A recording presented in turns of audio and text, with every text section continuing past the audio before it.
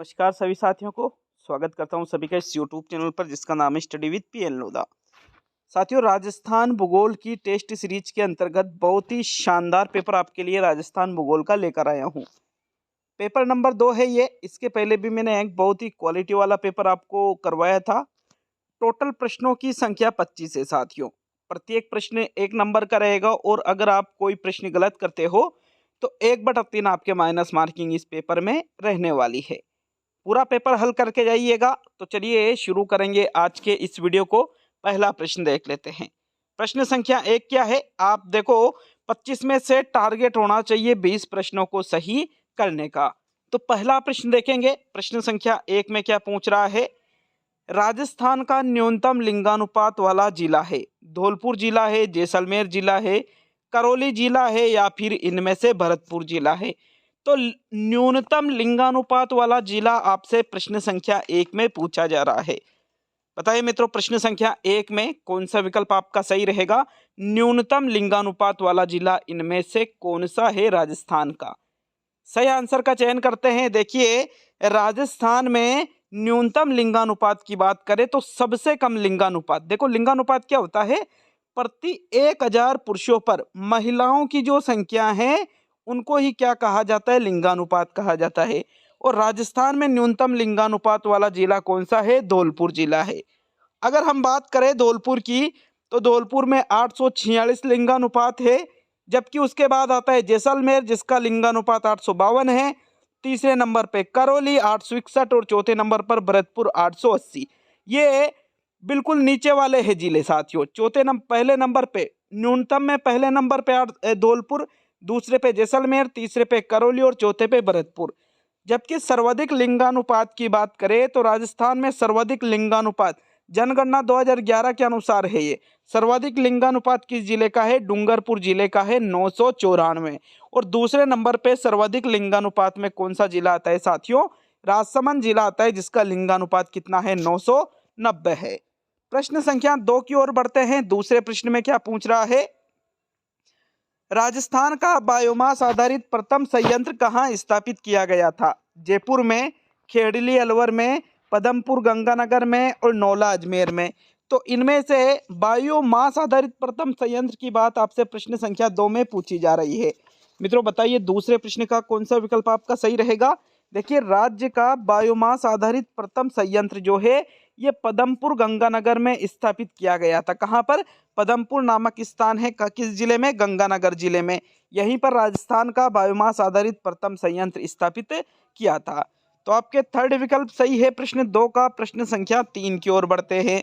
तीसरा प्रश्न देख लेते हैं मित्रों। प्रश्न नंबर 3 क्या है आपके? इनमें से कौन सा ऊर्जा का गैर परंपरागत संसाधन नहीं है? भूतापीय ऊर्जा, आणविक ऊर्जा, ज्वारीय ऊर्जा और बायोडीजल ऊर्जा।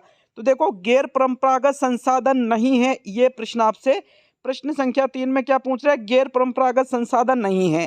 तो साथियों, ऊर्जा के एक तो होते हैं परंपरागत संसाधन और एक होते हैं गैर परंपरागत संसाधन। तो यहाँ पर अगर प्रश्न संख्या 3 के सही उत्तर की बात करें तो आपके विकल्प नंबर जो 2 है आणविक ऊर्जा, ये क्या है साथियों? गैर परंपरागत साधन नहीं है बल्कि यह है परंपरागत संसाधन। मैं आपको बताऊं कि जो परंपरागत संसाधन है वो क्या होते हैं? जो एक बार प्रयोग करने के बाद जिनका दोबारा से प्रयोग नहीं किया जा सके और जिनके भंडार कैसे होते हैं? सीमित होते हैं। तो यहाँ आणविक ऊर्जा जो है ये सीमित भंडार, मतलब ये परंपरागत है, सीमित भंडार वाले के अंतर्गत ये आ जाती है। बाकी भूतापीय ऊर्जा, ज्वारीय ऊर्जा और बायोडीजल ये तीनों ही साथियों गैर परंपरागत संसाधनों में आते हैं। आणविक ऊर्जा आपके परंपरागत संसाधनों में आती है। तो विकल्प नंबर 2 आपके प्रश्न संख्या 3 का सही उत्तर है। चलिए प्रश्न संख्या 4 की ओर बढ़ेंगे। चौथा प्रश्न देख लेते हैं। टंगस्टन का उत्पादन कहाँ नहीं होता है? डेगाना नागौर में, नाना कराब पाली में, वालदा सिरोही में और बंसी पहाड़पुर भरतपुर में। तो इनमें से जहां पर टंगस्टन का उत्पादन नहीं होता है उसका चयन प्रश्न संख्या 4 में करना है। देखो, जब भी टंगस्टन का नाम आता है हमारे माइंड में क्या आता है? डेगाना नागौर। लेकिन यहाँ यूं नहीं पूछा है कहाँ सर्वाधिक उत्पादन होता है, बल्कि ये पूछा है कहाँ नहीं होता है। मतलब 3 जगह तो होता है, इन दिए गए विकल्पों में से एक जगह नहीं होता है साथियों। तो चौथे प्रश्न का राइट आंसर बताइए मित्रों। जैसा कि कल ही मैंने जो राजस्थान अध्ययन की पाठ्य पुस्तकें आती है, राजस्थान अध्ययन की कक्षा 6 से लेकर के 12 तक की पाठ्य पुस्तकें, जहां से बिल्कुल आपका जो अधीनस्थ शिक्षा बोर्ड है कक्षा 9वीं से 12वीं तक की राजस्थान अध्ययन की बुक्स में से डायरेक्टली प्रश्न उठकर आने वाले हैं। और मैं तो ये कहता हूं कि कक्षा 6 से 12वीं तक की जो राजस्थान अध्ययन की किताबें हैं, यहाँ से डायरेक्टली आपसे प्रश्न पूछे जाएंगे एग्जाम में, सेकंड ग्रेड हो या रीट मेंस हो लेवल 1-2 के लिए। तो इसके लिए study with P N Lodha application पर कल ही कोर्स लॉन्च किया गया है, जहां कक्षा वाइज जैसे कक्षा 6 का, कक्षा 7, 8, 9, 10, 11, 12 अलग अलग फोल्डर बने हुए हैं। कक्षा 6 की जो किताब है उसमें जैसे 10 पार्ट है, तो 10 पार्ट ही वहाँ पर टेस्ट बनाए गए हैं। प्रत्येक पार्ट से जितने भी प्रश्न बन सकते हैं सभी प्रश्नों को उसमें सम्मिलित किया गया है। तो यदि आप रीट मेंस लेवल 1, लेवल 2 या सेकंड ग्रेड इनकी तैयारी कर रहे हो, तो ये जो कोर्स है ये आपके लिए बेहद उपयोगी है, जो कल ही study with P N Lodha application पर लॉन्च किया जा चुका है।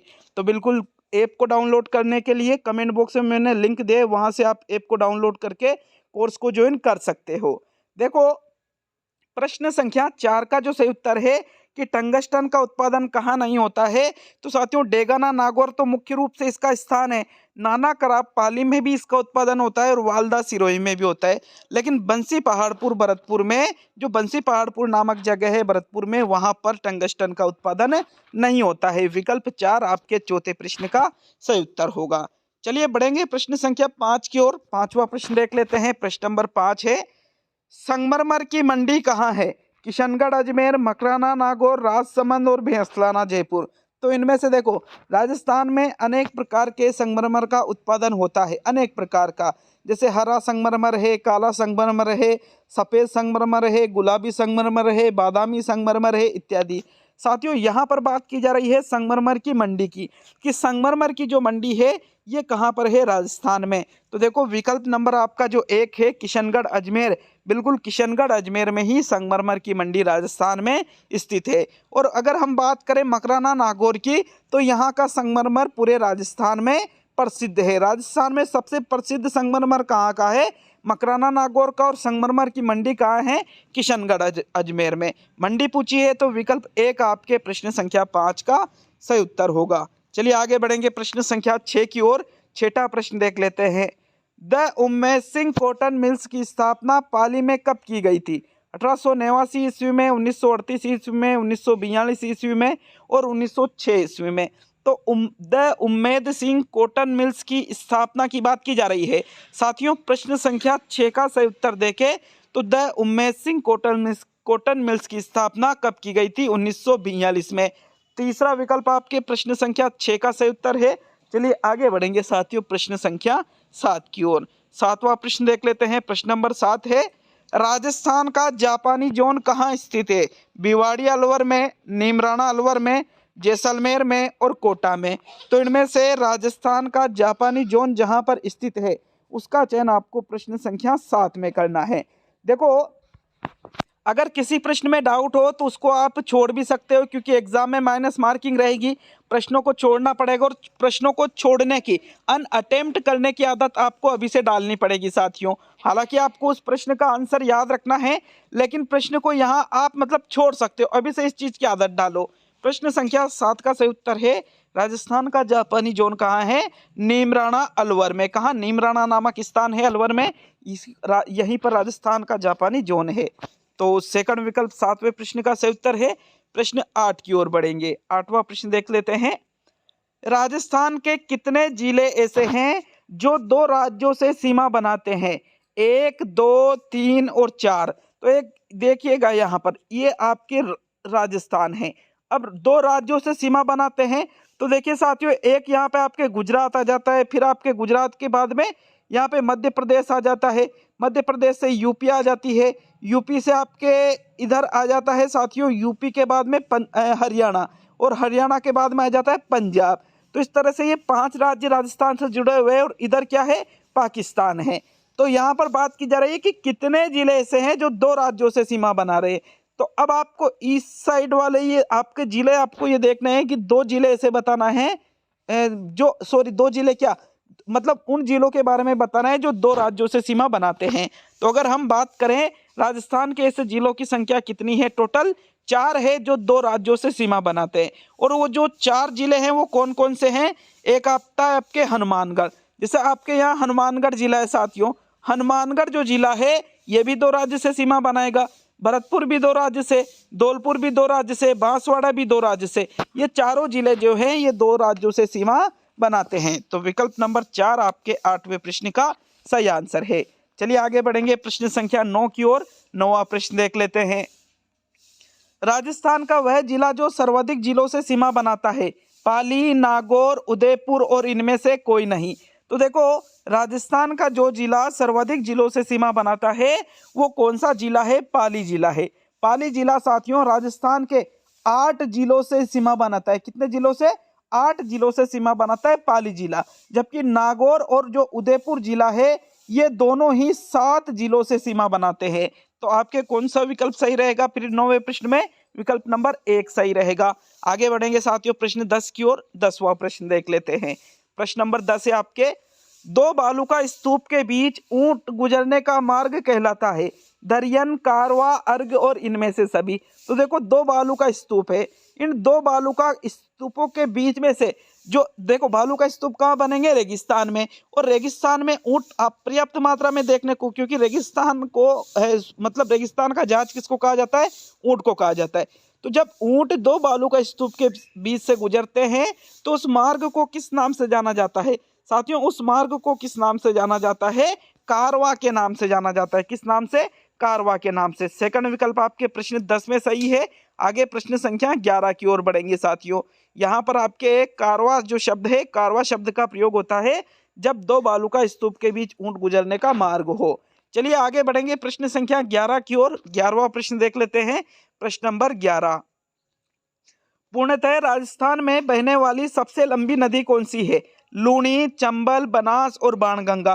तो जो नदी पूर्णतः राजस्थान में बहती है और जो सबसे लंबी है पूर्णतः राजस्थान में बहने वाली, उस नदी का चयन आपको प्रश्न संख्या 11 में करना है। मित्रों 11वें प्रश्न का सही उत्तर बताइए।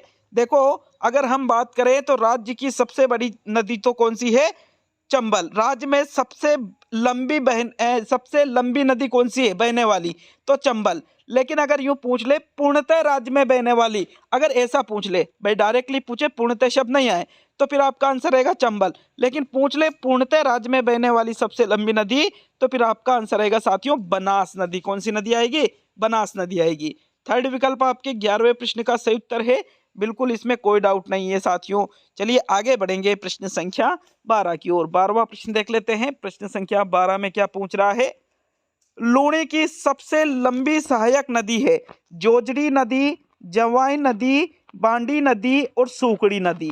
तो इनमें से जो लूणी की सबसे लंबी सहायक नदी है उस सबसे लंबी सहायक नदी का चयन आपको प्रश्न संख्या 12 में करना है। देखो लूणी जो नदी है आधी खारी आधी मीठी नदी भी जिसको कहा जाता है साथियों, इसकी जो सबसे लंबी सहायक नदी है वो कौन सी नदी है? जवाई नदी। जवाई नदी ही लूणी की सबसे लंबी सहायक नदी है। 12वें प्रश्न में आपके सेकंड विकल्प सही है। तो देखो 12वें प्रश्न में आपके कौन सा विकल्प सही रहेगा? सेकंड विकल्प प्रश्न संख्या 12 का सही उत्तर है। चलिए आगे बढ़ेंगे प्रश्न संख्या 13 की ओर। 13वां प्रश्न देख लेते हैं। प्रश्न नंबर 13 है, सर्वाधिक बड़ी खारे पानी वाली झील है डिडवाना, सांबर, लूणकरणसर और पंचपदरा। तो इनमें से सबसे बड़ी खारे पानी की झील आपसे 13वें प्रश्न में पूछी गई है। और साथियों सर्वाधिक जो मतलब सबसे बड़ी खारे पानी की झील है राजस्थान की, उस झील का नाम क्या है? सांबर झील। नॉर्मली हम ये मानते हैं कि भाई सांबर झील का विस्तार जयपुर में है, लेकिन जयपुर में ही नहीं बल्कि जयपुर, नागौर और अजमेर जिले में। कौन कौन से? जयपुर, नागौर और अजमेर जिले में सांबर झील का विस्तार है। हालांकि मुख्य रूप से सांबर कहाँ है? जयपुर में। और आपको क्या याद रखना है कि राजस्थान की सबसे बड़ी खारे पानी की झील कौन सी है? सांबर झील है। सेकंड विकल्प आपके 13वें प्रश्न का सही उत्तर है। आगे बढ़ेंगे साथियों प्रश्न संख्या 14 की ओर। 14वां प्रश्न देख लेते हैं। प्रश्न नंबर 14 है आपके, BWHW जलवायु कहाँ पाई जाती है? जैसलमेर, बीकानेर और चूरू में, भरतपुर, अलवर और अजमेर में, कोटा, बूंदी और बारां में, और इनमें से कोई भी नहीं। तो देखो कोपेन का जो जलवायु का वर्गीकरण है वो आपसे मुझे लगता है कि जरूर पूछा जाएगा। इसी वजह से मैं कोपेन का वर्गीकरण हर टेस्ट में आपसे पूछता हूँ और मैंने आपको कोपेन का जलवायु वर्गीकरण भी पढ़ा रखा है।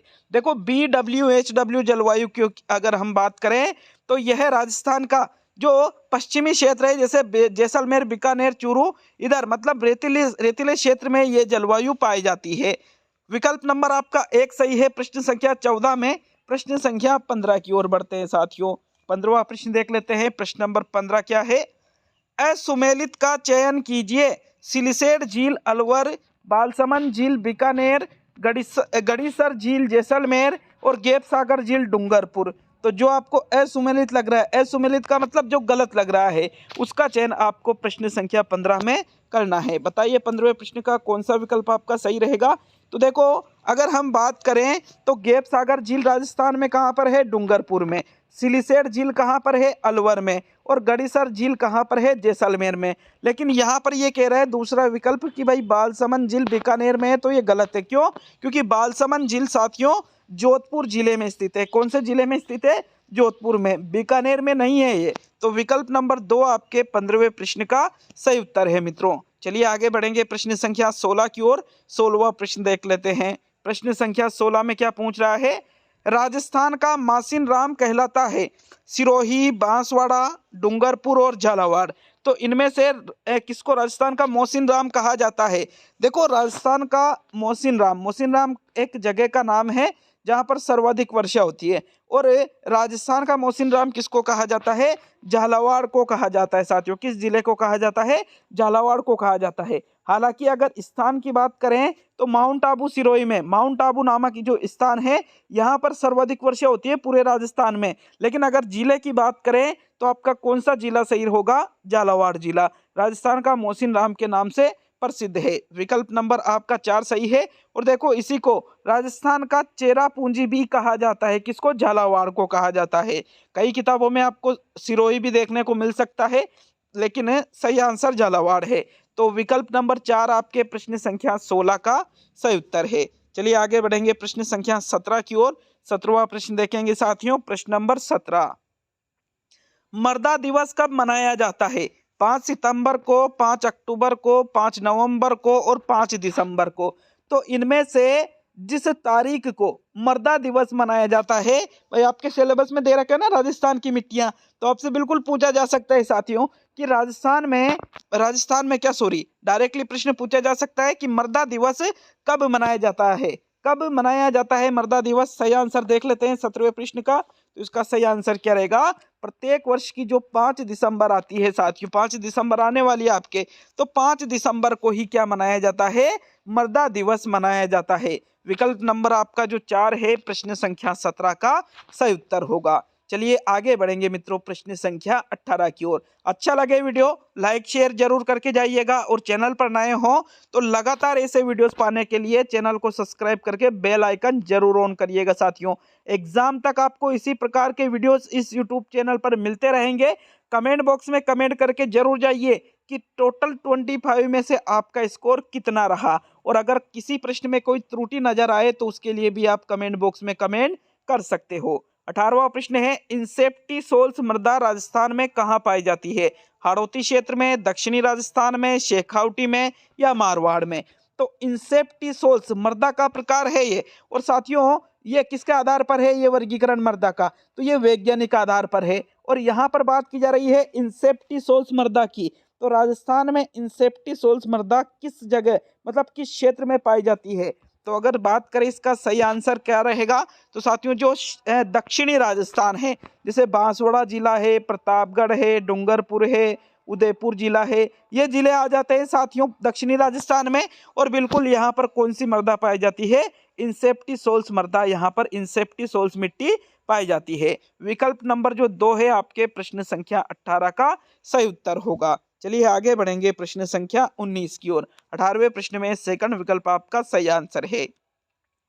19वां प्रश्न देख लेते हैं साथियों। प्रश्न संख्या 19 क्या है आपके? सज्जनगढ़ मृगवन कहाँ पर स्थित है? जयपुर में, उदयपुर में, जोधपुर में और जैसलमेर में। तो इनमें से जिस जगह पर सज्जनगढ़ मृगवन स्थित है, उसका चयन आपको प्रश्न 19 में करना है। कौन से विकल्प पे जाओगे, पहले पे जाओगे, दूसरे पे, तीसरे पे या चौथे पे? अच्छा, मैं आपको वापस कह रहा हूँ कि माइनस मार्किंग में होता क्या है कि हम ज़्यादा रिस्क उठा लेते हैं। तो रिस्क वहीं उठाना है जहां पर दो ऑप्शन आप बाहर निकाल दो।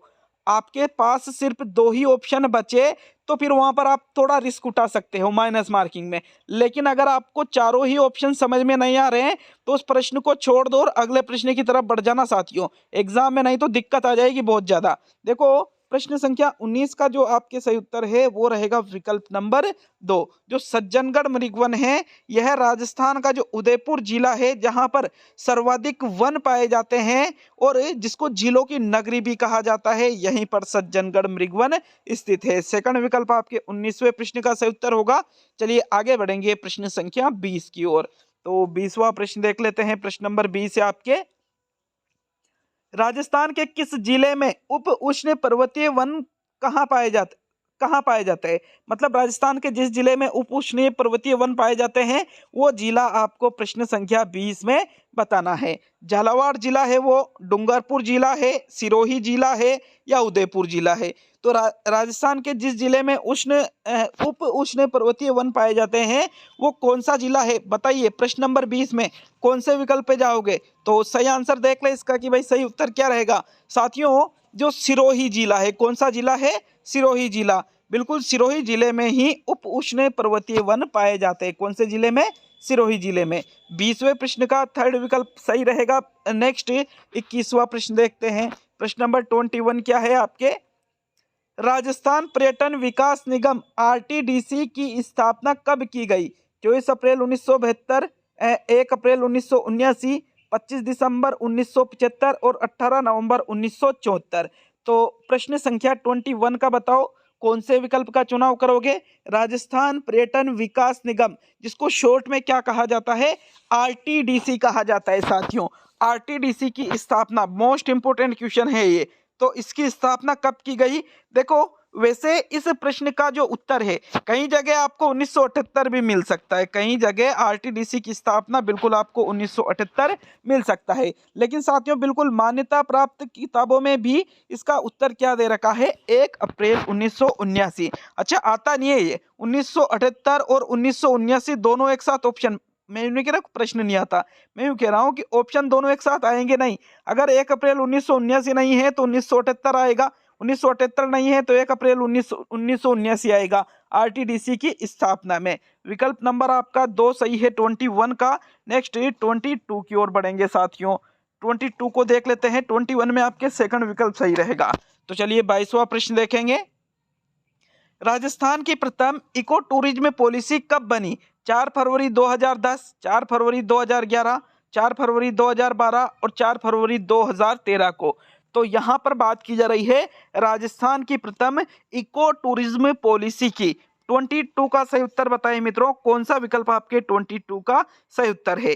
देखो, 22वें प्रश्न की बात करें, राजस्थान की जो प्रथम इको टूरिज्म पॉलिसी बनी थी ये बनी थी 4 फरवरी 2010 को। कब बनी थी? 4 फरवरी 2010 को। विकल्प 1 आपके 22 का सही उत्तर है। चलिए आगे बढ़ेंगे प्रश्न संख्या 23 की तरफ। तो 23वां प्रश्न देख लेते हैं। प्रश्न संख्या 23 में क्या पूछ रहा है आपसे, देखते हैं प्रश्न नंबर 23 को। यहाँ 22वें प्रश्न में कौन सा रहेगा? 4 फरवरी 2010। ठीक है, 23वां प्रश्न देखो डबल बार 22वां प्रश्न हो गया यार ये तो। चलो आपके एक प्रश्न का और फायदा हुआ। राजस्थान में सर्वाधिक मध्यम व वृहद पंजीकृत औद्योगिक इकाइयां कहाँ है? भीलवाड़ा, जोधपुर, जैसलमेर और अलवर।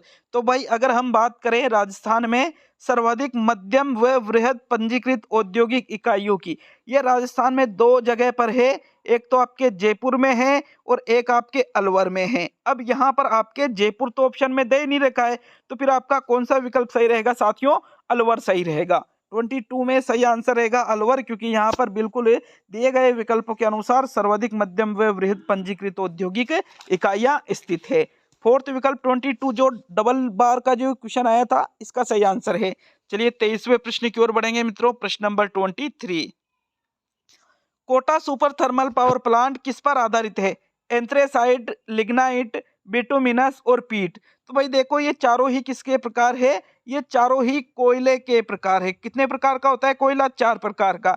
एक तो एंथ्रासाइट, दूसरा होता है बिटुमिनस, तीसरा होता है लिग्नाइट और चौथा है पीट। कार्बन की मात्रा के आधार पर कोयले का वर्गीकरण किया जाता है साथियों। एंथ्रासाइट सबसे बेस्ट माना जाता है और पीट सबसे कम क्वालिटी का माना जाता है। जो Kota super thermal power plant है, यह जो है साथियों बिटुमिनस कोयले पर आधारित है। कौन से कोयले पर, बिटुमिनस कोयले पर। थर्ड विकल्प आपके 23 का सही आंसर है। चलिए सेकंड लास्ट प्रश्न की ओर बढ़ेंगे। 24वां प्रश्न देख लेते हैं। प्रश्न नंबर 24, खाटू श्याम जी का मंदिर कहाँ पर स्थित है? सीकर में, चूरू में, झुंझुनू में और अलवर में। तो इनमें से जिस जगह पर खाटू श्याम जी का मंदिर स्थित है उस जगह का चयन आपको 24 में करना है। देखो खाटू श्याम जी के मंदिर की बात करें तो राजस्थान में खाटू श्याम जी का मंदिर कहाँ पर स्थित है? सीकर जिले में स्थित है। कौन से जिले में स्थित है? सीकर जिले में स्थित है। विकल्प नंबर 1 24 का सही उत्तर है। अब आज का अंतिम और 25वां प्रश्न देख लेते हैं। अच्छा लगे वीडियो लाइक शेयर करिएगा और राजस्थान अध्ययन का जो कोर्स है साथियों, एक बार आप जरूर उसको देखिएगा जरूर है। पार्ट वाइज बिल्कुल प्रश्न बनाए गए हैं टेस्ट के रूप में, ठीक है ना। अंतिम और 25वां प्रश्न, सर्वाधिक राजस्व जुटाने वाला पर्यटन स्थल कौन सा है? चित्तौड़गढ़, जोधपुर, आमेर और पुष्कर। तो सर्वाधिक राजस्व जुटाने वाला जो पर्यटन स्थल है उस पर्यटन स्थल के बारे में 25वें प्रश्न में आपको बताना है। देखो सर्वाधिक राजस्व जुटाने वाला, राजस्व मतलब धन जुटाने वाला जो पर्यटन स्थल है वो है आमेर। कौन सी जगह? आमेर है। विकल्प नंबर 3 आपके प्रश्न संख्या 25 का सही उत्तर है। तो ये आपके गोल्डन पेपर नंबर 2 कंप्लीट होता है साथियों भूगोल का। कैसा लगा पेपर कमेंट बॉक्स में कमेंट करके जाए, अपना स्कोर कमेंट करके जाए और ऐप को डाउनलोड जरूर करिएगा। मिलते हैं नेक्स्ट वीडियो में। बहुत बहुत धन्यवाद वीडियो को पूरा देखने के लिए।